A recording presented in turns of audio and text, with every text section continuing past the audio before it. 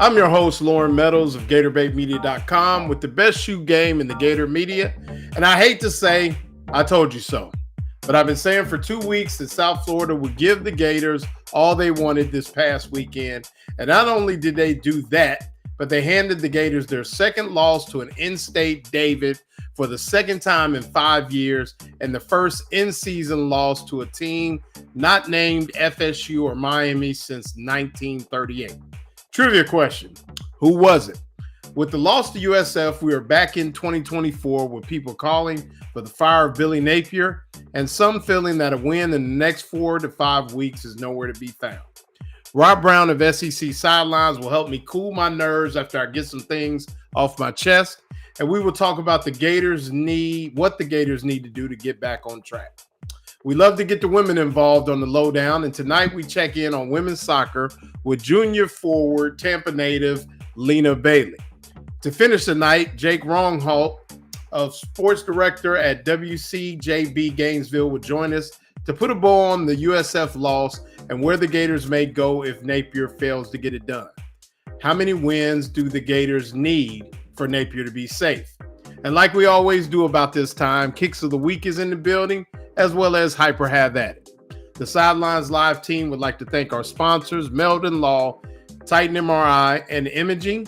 Subscribe to The Lowdown with Lauren Meadows on YouTube and Facebook, as well as our partner shows, including The Buddy Martin Show, SEC Sidelines on the Sidelines Live Network, and follow yours truly on Instagram, Ohio Gator for Life, and X at Real Ohio Gator. Let's get to it. Well, like I said, I told you so. I've been saying for 2 weeks that the Gators were in trouble and they better buckle up. And it came true, Rob. I said it. I told you 2 weeks ago. I went down to the game and everybody told me, nah, can't happen. Too good up front, all those things. And I'm not saying that I thought that the Gators would lose to USF, but I knew, and it wasn't a trap game. It was a game against a good football team with a great scheme and the type of quarterback that has always given the Gators fits under Napier. And here we are. And now we're back in 2024. Seems like we were doing the Buddy Martin show and your show. And now we're looking at, okay, who's going to be the next coach in what I'm starting to call the dark ages of Florida football. And, you know, here we are. And I'm gonna talk about a few things because I've listened to your show for a couple of days, listening to our friend Shane Matthews, listen to Buddy. We'll be on Buddy's show. Thursday night, I'll be on there with Ben Troop and, and Franz Beard and Buddy. But here we are. I will say, number one, what is Billy Napier's buyout? Because $27 billion, I think, okay. Something like that. Somebody help me out. Dan Bond, get on it. He's our crack researcher. Well, and I'm only saying because if it was 60 or 70, I think he'd be safe. But what I'm really angry because I don't like to be wrong, but I'll sure as hell admit it when I am. I took South Florida to cover, but the Gators to win 38-24. You and I talked about that last week. Yes, sir. What the problem, and trust me, I've become an authority on bad football as an Auburn guy. You know, the last 4 years, it's been the great potato famine. First time, it's when you see bad football, you know it.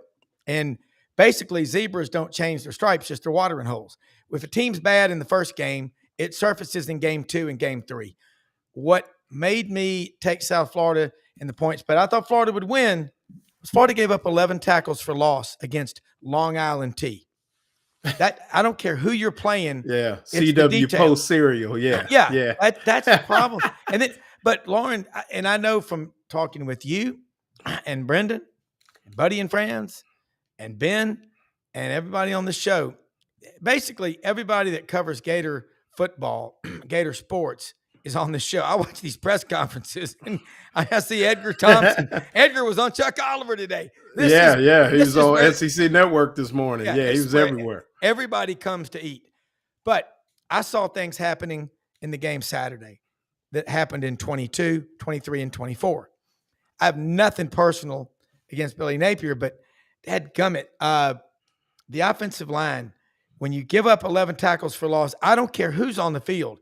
You don't do it against an inferior team. You go out there and you just wipe the field with them. Mm-hmm. Okay? They did. Now, South Florida, you can't say Alex Golich isn't a good coach. But I'm with you. It's like, man, you want to believe in this team, in this staff, but they can't get it right. Yeah. This is year 4. I mean, it's like, when you're a kid, you forget your lunch the first week or two, your parents can take it. Then those schools have that rule. I'm sorry, your kid's not eating today. You won't forget your lunch again. Well, and here's the thing, and I want to address a few things because a lot of people have been addressing them. So I'm gonna kind of go down the list if you'll bear with me, and I think we'll get to them. Just give me some grace here because I've been listening to everybody. I've been wanting to get some things off my chest. My boy David Aronoff called me, and we were going at it a little bit about some things. But I want to talk about first Brendan Beck, the spitting incident. Now, I am not of the opinion as a former coach, a former player. From what I understand, he's a great young man who made a really bad decision. And it looks bad. But that was not the reason that USF. People want him kicked off the team because if he'd have spit in that guy's face and it was 40-0 UF, they would have been upset, but it wouldn't have been as big a deal. And I don't think anybody would have been calling for him to be put off the team. Now, I would run him. I'd run him to death. I'd try to make him throw up right there in the middle of Ben Hill Griffin Stadium, running steps, things like that. And I may even suspend him for a game or two. But to kick the young man off, take his ability to earn a degree, things like that. I mean, I don't even know, can they take his NIL money? But I think people are being a little bit tough. And I asked somebody, I guess you've never made a mistake. I guess you didn't do something that you got caught doing or whatever. And somebody even said, well, he was trying to be like Jalen Carter. Jalen Carter ain't got nothing to do with him spitting in that guy's face. He just lost his cool, forgot where he was in the moment. And yes, it gave him 15 yards, but it shouldn't have been that. It should have been that, it shouldn't have been that close. Like Dan Tressler says, run steps, suspending. That's it. Everybody else go on with it. Staffu. Yeah. Now, that's where I'm gonna leave it at that. I think that everybody needs to just give a man some grace. Take the time after the game, go around the corner a little bit there in Ben Hill Griffin, where all the players are. Get to know the young man. You might find out that it's just a good kid that made a mistake. The play calling. You remember we had James DiVirgilio on the show, yes. Rob, and we talked a little bit today, and I watched his show, the Gator Nation football podcast, where he does a great job of breaking down some things. And he's right. Not only were there some bad play calls, but bad play designs. I mean, running into fronts that you just shouldn't run certain plays. And I mean, they had a 3rd and 4 on the next, not the drive before, the next to last drive, where I think they ran an inside zone right into a bear front. The guard gets whipped, and it goes for a loss. I mean, it's unbelievable some of the plays they were running. And James does a great job of breaking down not only the route combinations, but the fact that there were plays to be had. And it's like Lagway is regressing. The footwork is bad. The timing is bad. And if that's the case, and people want to say, okay, he needs time. He missed spring, missed fall. I get that. But everybody was talking about Lagway like he was the second coming of a Tim Tebow, a Cam Newton. And if he is that good, and I'm not saying he's not, he should be able to overcome some of that stuff. And when you're throwing a deep ball with both feet parallel, you and I both know kinetics, physics, that ain't the way you throw the football. And I don't care how rusty you are. Every quarterback does the drill where you slide, you move, you reset your feet, you step up, and it's not good right now. And all of that points to Napier not only being the play caller, but also being somebody who talks to his quarterbacks. I asked him, I said, does DJ Lagway have the ability to check out of plays, get in and out of plays, get you in the right running play? And his answer was, I had to look at it on film. Now, he came back yesterday, and said he really didn't play that poorly. He got us into some good stuff. Someone asked if his shoulder is healthy. Here's the thing: it has nothing to do with his shoulder. His feet have nothing to do with his shoulder. His feet have nothing to do with stepping into a throw, putting air on it. If he wants to throw the RPO and throw an out route and get a little yardage, okay, maybe so. But his feet are bad. His timing is bad. He threw a lofty ball when if he puts the ball right on Hayden Hansen, it's a touchdown. They end up kicking a field goal. Certain things were dialed up and they were there. Am I a person that thinks that DJ Lagway that Billy Napier should not be the primary play caller? Yes. But we go back again, Rob. How many times did we sit here and tell people that Billy Napier is not going to hire offensive coordinator? All these other shows said, I don't remember. Do you remember Billy Napier saying he was going to hire an offensive coordinator as the primary play caller? Because everybody seems to think he said that and lied. In Billy's defense, I never heard him say, I will not be the primary play caller. He said, we'll take a look at everything we do and then we'll decide. Well, what he's decided is he's going to be the primary play caller, Rob. And I don't know why people just get past that. You want to get on him, but you're going to have to get on him with him calling the plays. Yeah. Well, I'm certainly not the team doctor for Florida, but when a really good player is just not performing, he's probably hurt. I don't have any knowledge, but again, the feet and the shoulder, they're related because they're part of the body, but that's it. There's something's not clicking. I've seen this at schools where the head coach says, I'm going to turn over the play calling duties to someone else, and they can't do it. And, pride cometh before the fall. It says so in the good book, I believe, but that's what's going to take you down. And you've been hypercritical. Brendan, wow. But y'all see that program. But y'all see that program better than most anybody out there. So, sometimes I go, man, but it's not that you're negative. It's going, we see it day in and day out. So when y'all say something positive, it carries a lot of weight.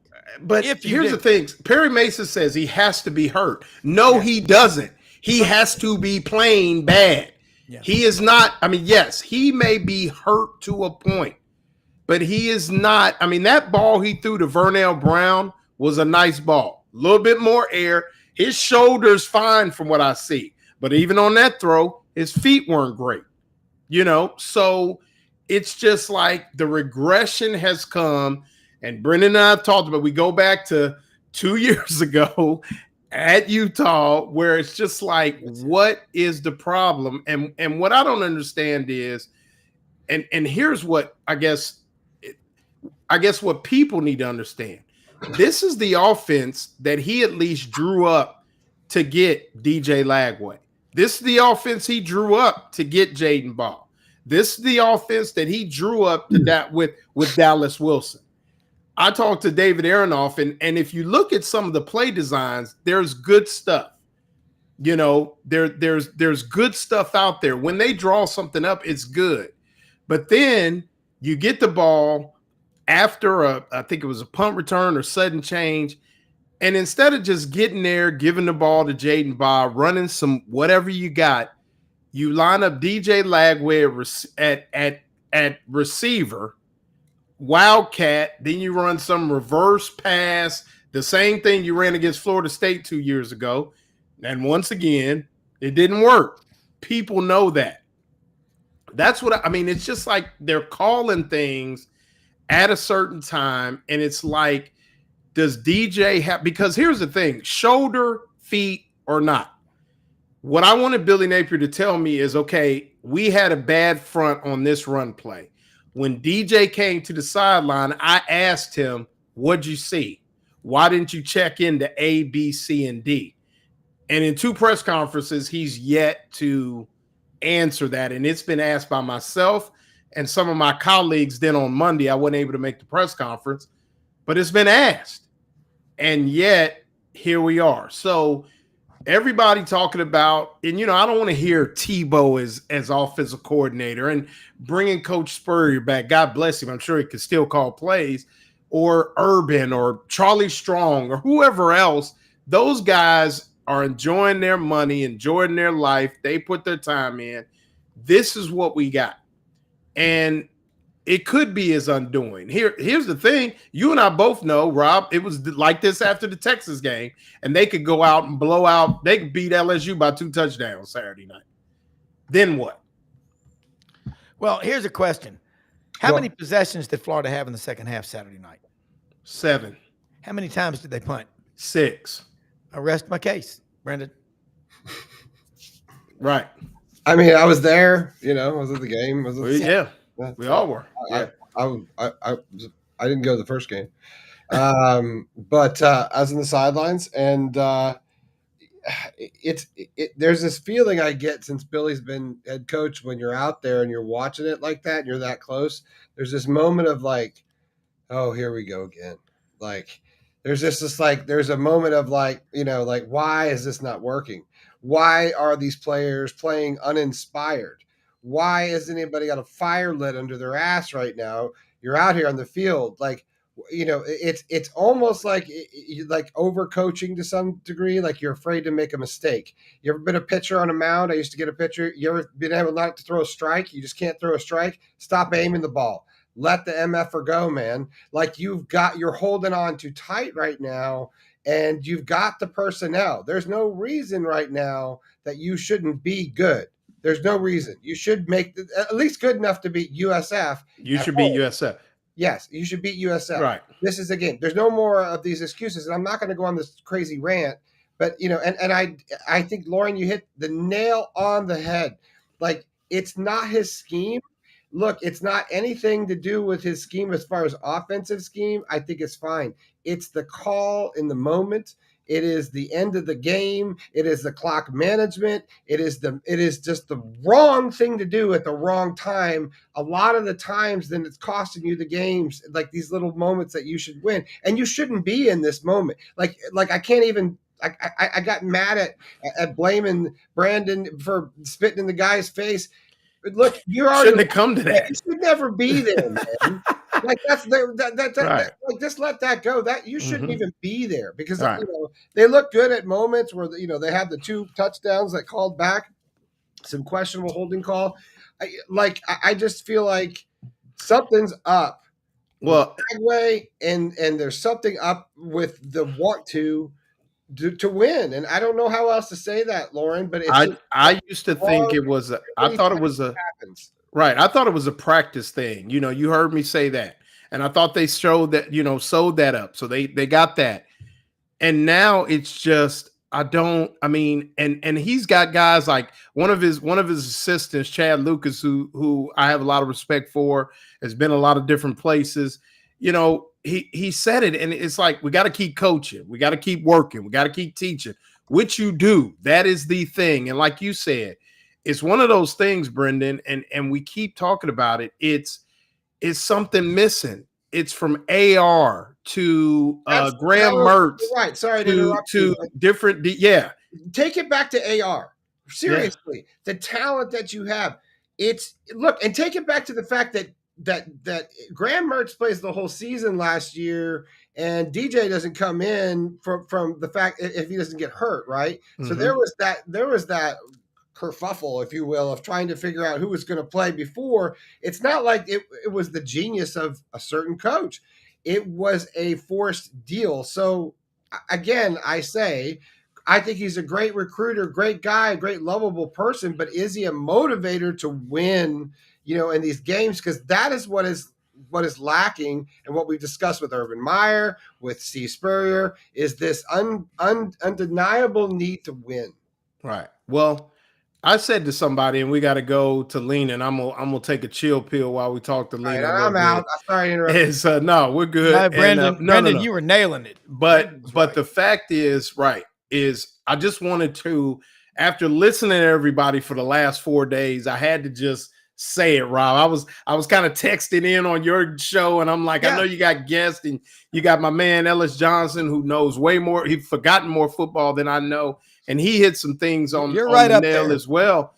It was just so frustrating, and I want to keep my media hat on and not get too much orange and blue glasses or whatever, but it just is not happening. And we'll talk to Jake Ronghalt a little bit later. We're back here again. Let me ask you something. If this doesn't work, now what? All right, quick question before we go to the next. Yes. I'm with you. The kid that spit, football is a 60-minute game. You know what? That was like a microscopic play. Okay. Stupid. Mm-hmm. But you run that guy, you put a 50-pound sandbag on him in a vest, have him run stadiums until he will never do that again. Okay. Right. There you go. Now, as far as the team, it's looking at it from 40,000 feet above. You've got talent. You got a top 10 roster, 8, 9 in the country, talent. So, who's the alpha? Who's the leader? Who is the unquestioned leader of this Florida football team? Is there a Brandon Spikes? Is there a Tim Tebow? No. That's what I'm saying. No. There's no damn leader. And without a leader, look, man, dogs are pack animals. Everybody loves to call these guys, he's a dog, man. He's tough. There's no leader. I don't see one. And here's the thing. I'm an outsider. I'm just right. Saying, and everybody keeps talking about Dallas Wilson coming back. Yeah. LJ McCray being hurt. Caleb Banks not being there. All great football players, great young men. You should be able to beat USF without those three. We're talking about USF. They have a great football team. I thought they would cover, but at the end of the day, and then I'm done and we're going to go to Lena, is you should beat USF. We're not done, and please keep coming in, and shout out to the basketball team. Got a big 7-footer. Looks Another like one? that. Yeah, you're right. It looks like Ty Golden Keys. It's something about being able to get down on the inside. So no doubt. But right. Well, to change gears, and before we do get to Lena, I want to talk about our sponsor, Titan MRI and Imaging. Titan MRI is now Titan MRI and Imaging. Joe Calorio started Highfield MRI in 1997. Now he's back. Titan MRI and Imaging now has 3 locations, 2 in Gainesville with his Park Avenue location, and now at the Millennium Center, 1 in Lake City, serving all of Columbia County and Valdosta, Georgia. Titan MRI and Imaging offers the same great customer service. They now accept insurance or through their convenient self-pay options. They have MRIs, CT scans, X-rays, and ultrasounds. Some of my patients go there, so shout out to Titan MRI for that. Larger MRI machines for patient comfort, no ERs, no wait time, no hospitals. Coming soon to Ocala to better serve Marion County and the surrounding area. Titan MRI, it's your choice. And with that, we bring in Tampa native, my girl, forward for the Florida Gators soccer team, Miss Lena Bailey. How you doing? I'm doing good. How are you doing? Doing good. Great to have you on. We really aim on the lowdown with Lauren Meadows to, not only talk about a lot of football, basketball. I don't know if you heard my rant. You know how much I love women's basketball, but just shed light on the women's teams as a whole, and just give you guys an opportunity to introduce yourselves, let people know who you are, and just shed light on what you guys are doing in your sports, in your life, and where you see yourselves going after your pursuits are done in sports. So just really happy to have you on. It's been a long time coming. Yes, thank you for having me. It's been amazing just to listen in on all you talk about. You seem very passionate about it. Really? No way. Haven't heard that side of you. No, I'm just kidding. Yeah. I think you have. I think when we met, you saw that side of me, but right. There in Tampa. But now your coach, Samantha Bohan, is in her 4th year. You guys are 4-3 right now. Great open conference play against Arkansas, I think, on Thursday night. Just how has it been now, your 3rd year here at Florida, just, getting yourself ingrained into the culture, Coach Bohan, and what she's trying to build, and just where you see the program, where it's come from and where you see it going in the next next year, basically this year, and then going into next year.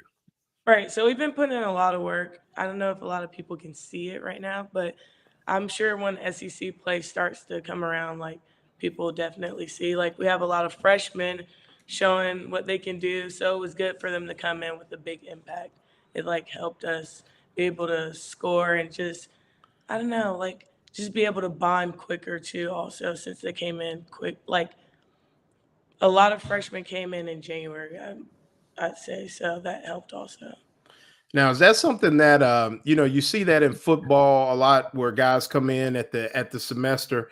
Is that kind of a new thing in soccer, where the girls, guys, both, if you got men's soccer, are starting to come in the same way to get themselves involved in the strength and conditioning and all those things? Is that something that's new? Did you do that, or is that something that's fairly new Right. with the It's sport? definitely something that's new. I didn't do it personally because I wanted to stay in high school and get prom and all that, because I don't know if you knew, but I played 6 sports in We high were school. gonna get to that, yeah. Yeah. I wanted to finish out my spring, and I felt like staying in high school was kind of cool for me. But I think moving on to this new generation, I think a lot of people are starting to shy away from staying in high school and even shying away from going to college, even probably going pro after 1 year. So it's definitely a huge change that we have to be aware of. Right. And not a lot of people, follow soccer, on a grand scale, but there's a lot of people that do dive into some of those sports. Tell the folks just, maybe what they're missing and what makes Florida soccer special to you, the experience, and just something to maybe get them to say, hey, I'm gonna go out on a nice evening and go check out the game. Right. So when I want someone to like turn on the TV and see like Gator soccer having energy, having the competitive spirit. I don't want people to just be like, "Oh, soccer, you just watch the grass grow." Like, no, it's different. Like, it's very exciting. You're scoring goals, you're defending. I mean, like, I don't know. You just have to come out to the game and see it for yourself, honestly. Right. And Rob, Lena's somebody, I think when I first met her, she went up and touched the rim at a 10-foot rim in basketball. She's a pretty good triple jumper. I know you know a little bit about track, but Yeah. 6 varsity letters in high school, Rob, at Tampa Catholic. Lena, break it down for Rob, all the sports you played, Yeah, and that's what I was gonna ask. and how well you did. So volleyball, I played freshman year to sophomore year, I think. And then I played flag football. I did track, soccer, obviously, soccer and basketball, which was same season. So it would be games where I have to play half of basketball and then like the other half soccer, or like vice versa. I remember one game, it was Academy of Holy Names. It's another private school. I scored 2 goals, left at halftime, and then played basketball, and I got like an amazing like snatch block that went viral. It was just a lot of work. Like 6:30, I'll have to practice basketball AM, and then right after school, go do soccer practice. So I was very busy. Well, I'd say did you swim? no, No. But no, and I- I can't swim. Stereotype, but I can't. Well, but I'm just saying, used to be in the off season and before we had strength training, football teams in the SEC, you wrestled or you swam or you did both because they thought weight training hurt your flexibility.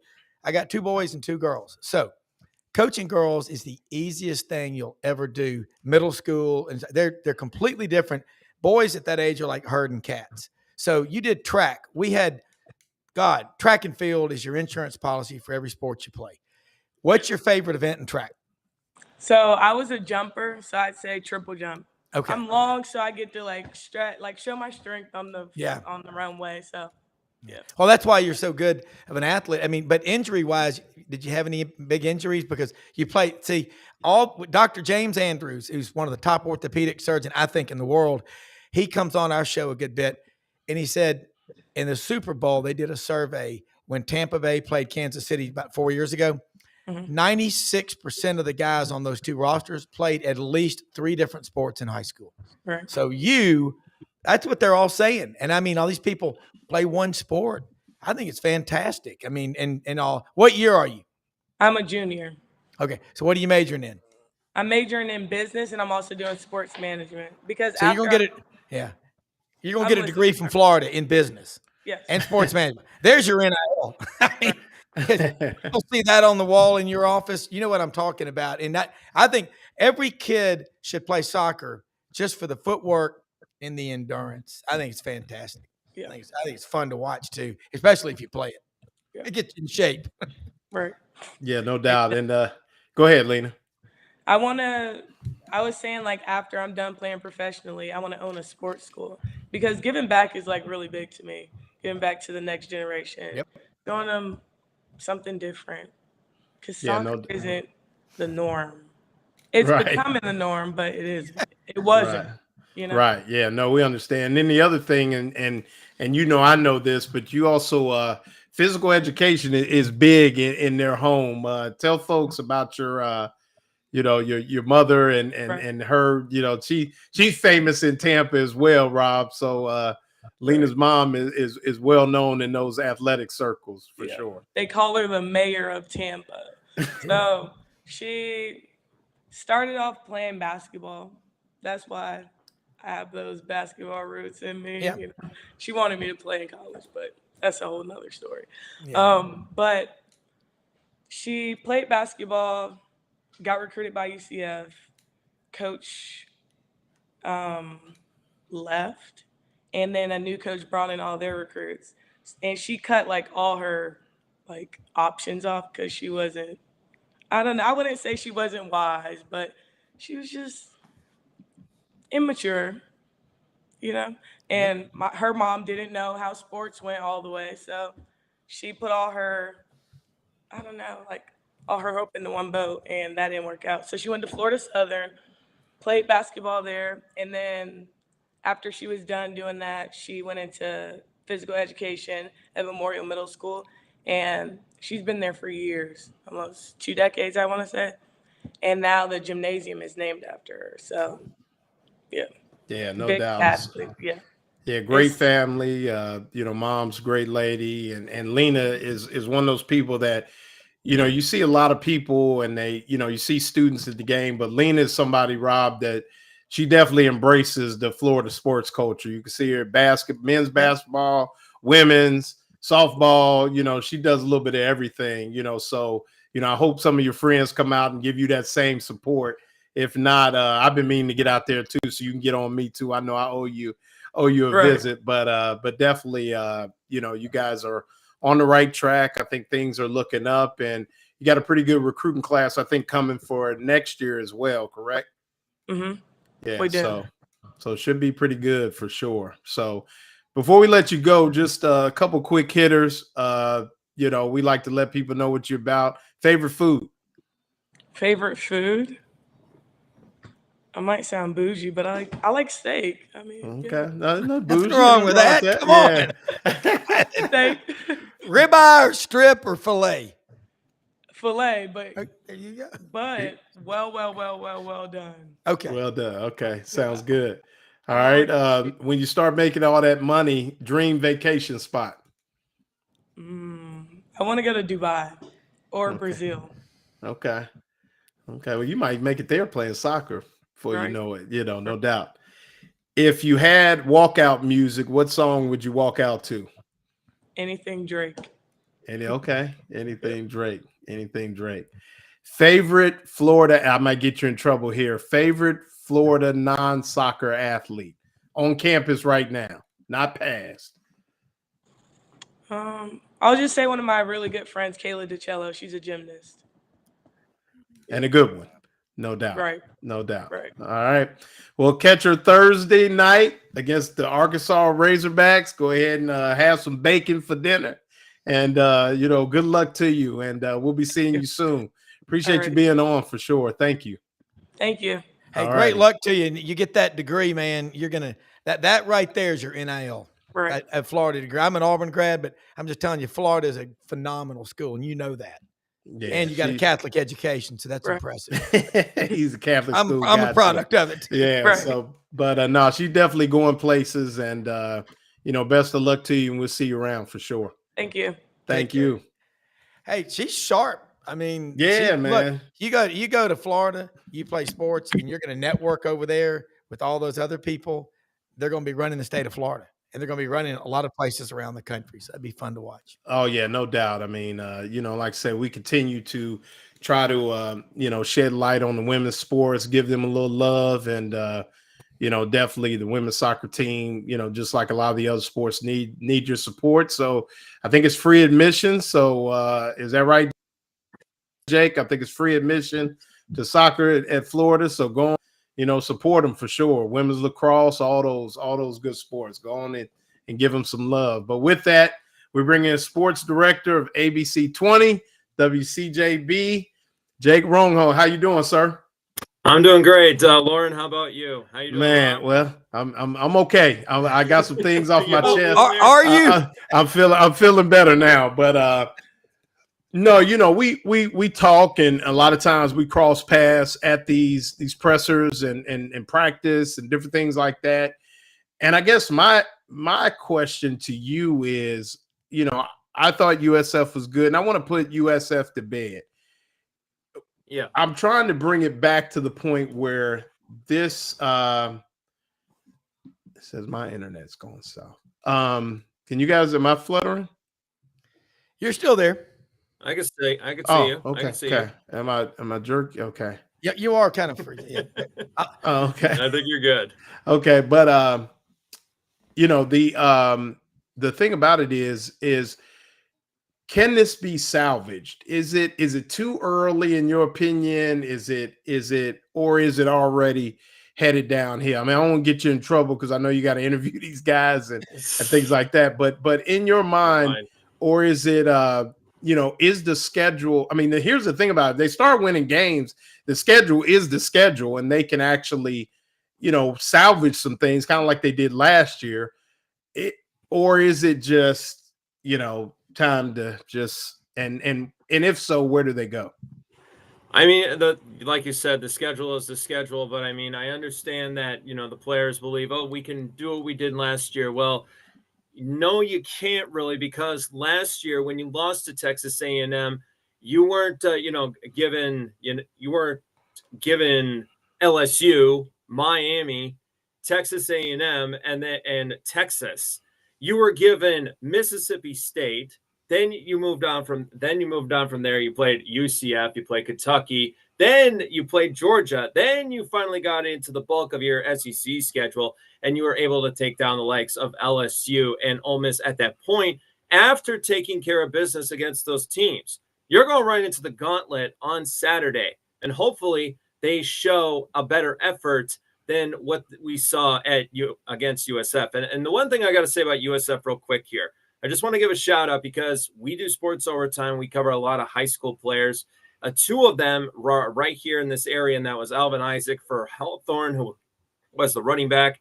And then at the same time, also Vanguard cornerback Fred Gaskin, who was a quarterback here at Vanguard and has become actually a pretty good corner for USF. So I always want to give them the credit. They deserve it. They had a better game plan, better defense, and I mean, offense was clicking when they needed to, and they got the points when they needed to, and they weren't making those mistakes like the Gators. That's the problem right now. I really do want to believe that this could be salvaged, but right now, like I said on the sports yesterday, I said that this is 1 week at a time. We don't know what is going to happen.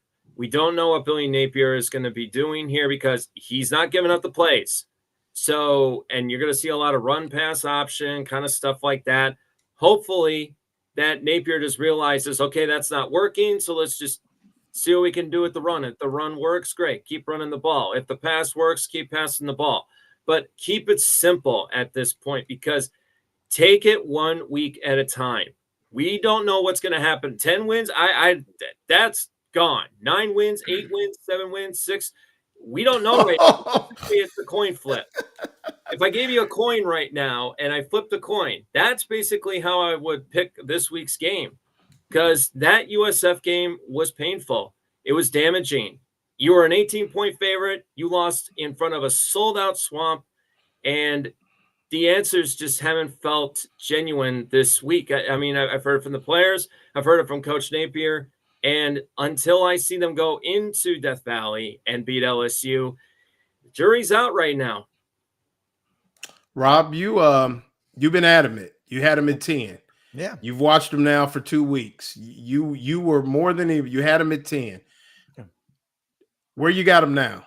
And I guess my question is, where do you have them now? And if you don't have them at 10, I'm going to kind of ask a trick question.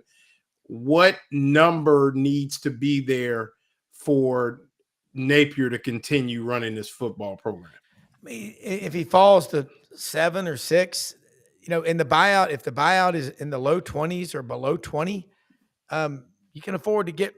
I mean, you don't want to, and I'm not into firing coaches, but I like what Jake said. Jake, who's the leader on this football team? Brendan was on the sidelines. You're on the sidelines. You're going into game 3, and you have no idea who the alpha leader is. You got a bunch of betas out there. Trust me, I've watched the worst god-awful last 5 years at Auburn I've ever seen in my lifetime since, post-World War II, 46 to 50. You brought Peyton Thorne in the first year, dumbass. You brought him back twice, you're really stupid, okay? I'm sorry, the guy got benched 4 times at Michigan State. Mm-hmm. But so you look at Florida, you look at the roster, it's strong. And by the way, having worked in local news out of college, WRBL News 3 on your side in Columbus, Georgia, you got a ton of respect for what you do because you work a lot of 18 and 20-hour Saturdays. I know the drill. And I was the youngest guy in the newsroom. Tornado hit 5 o'clock Saturday morning. I got the call, Rob, get in here. I'm like, okay. So anyway, right now, I don't know how fragile that locker room is for Florida. Number 2, I don't know if they don't go and beat LSU on the road or play their ass off for a full 60, anything can happen from here on out. Because you got to start saying, woe is me. Here we go again. The psychological part, the most important 6 inches on that field is between your damn ears, okay? And they are listening to what social media is saying. You can't cut it out. You can't do it. You do have to interview these guys. Lauren, you do too. So does Brendan. But as long as you're honest and fair, they will respect you. So I think if they don't win at Florida, as Rosanna Dana used to say on Saturday Night Live, you got problems. You really do, because it doesn't make any sense. Right. And Dan Aykroyd would say, "Thank you, you ignorant smug." I mean, but anyway, I don't understand it because I don't have medical. I'm not a doctor, obviously. But DJ Lagway, if a dog will bite, he'll do it when he's a pup. You're going into the 3rd game. What are you waiting on? Every player on the offensive line for Florida last Saturday had at least 1 penalty. And I'm with Jake. Give all the credit in the world to that team across the way in the other dressing room, South Florida. Give them the credit. I mean, they won the game. And it sucks. But you know what? Either you admit you got a problem in a room full of your peers, or you're an enabler and it's going to not change. And I think y'all know that program way more than these national guys do. Well, I mean, it's kind of sad that I'm sitting on the sidelines and I'm watching South Florida's sideline. I look over to my right and I see them fired up. They are, pumping their fists. They're ripping off their helmets when they get off the field, and they're saying, "Hey, come on, we got to make this play. We got to get first down." I look over at Florida and I didn't see it. I mean, there was a shot of DJ Lagway, he was having a conversation with the wide receivers, but I wasn't seeing, Hayden Hansen. I wasn't seeing Jake Slaughter, hyping up the guys or anything like that. It just feels like right now the leadership of this football team is kind of missing. Maybe it changes over the week. I don't know, to be honest with you. But last year, I do remember that Graham Mertz was a great leader. He was the one that was mentoring DJ Lagway, and Chimere DK was stepping up his game.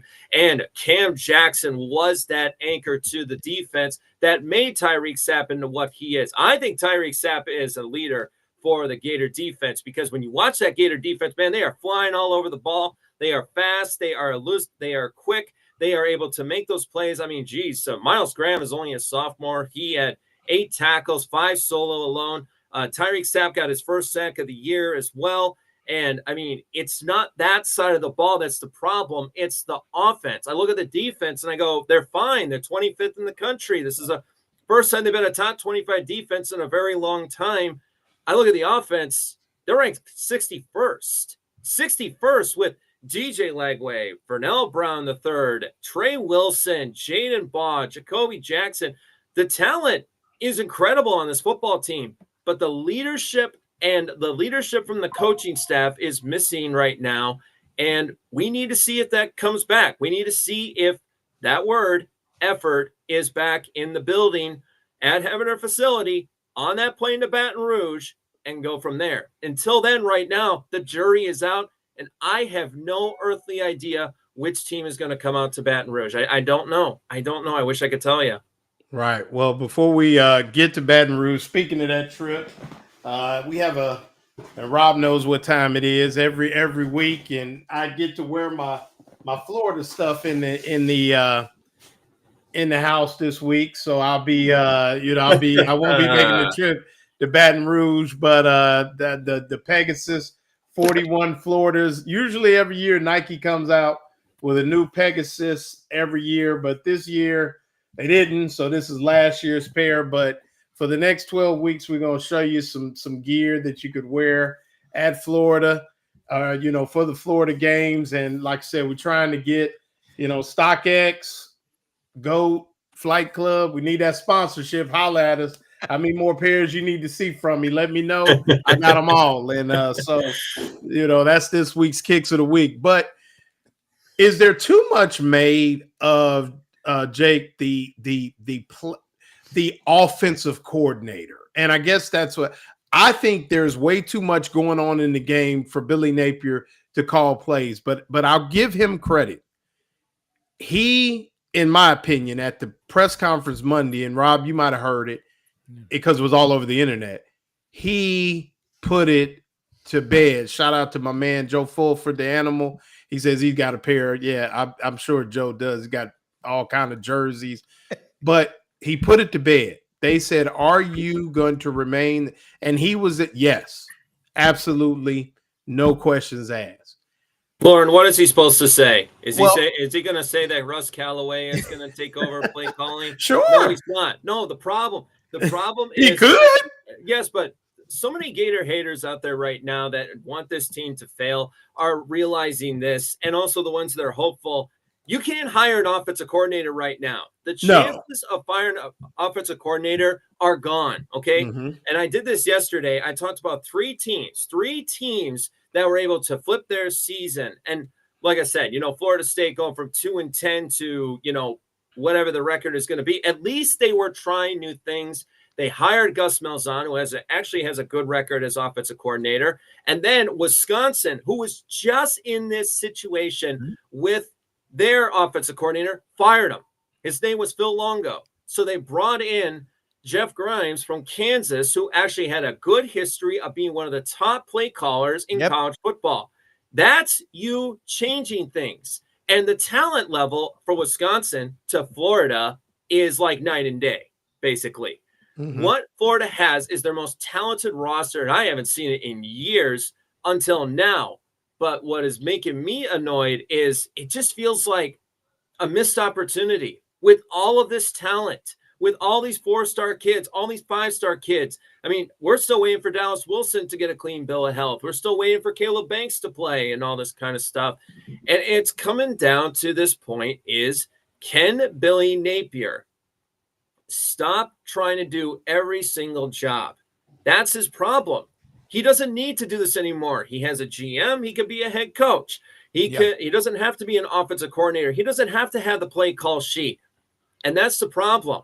Without hiring an offensive coordinator, it's basically Billy Napier, or Napier gives it to Russ Callaway, which is not going to happen. So Napier is just going to take this and do what he can with it. And I have said this too. His offensive play calling is not clever.